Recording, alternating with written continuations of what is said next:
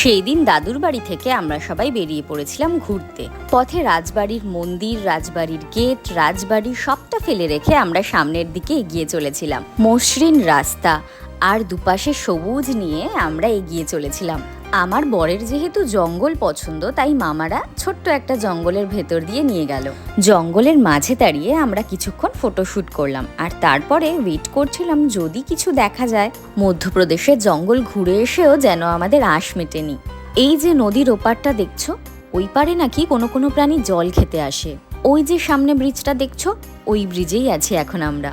ব্রিজটা থেকে কি সুন্দর পাহাড় দেখা যাচ্ছে। যদি মেঘলা না থাকতো আরো ভালো দেখা যেত। এরপর আমরা তিস্তার বাঁধ দেখতে গেলাম। নিচের দিকে তাকিয়ে এত ভয় লাগছিল যে বেশিক্ষণ তাকিয়ে থাকতে পারছিলাম না। ফোনটাও মনে হচ্ছিল হাত থেকে পড়েই যাবে।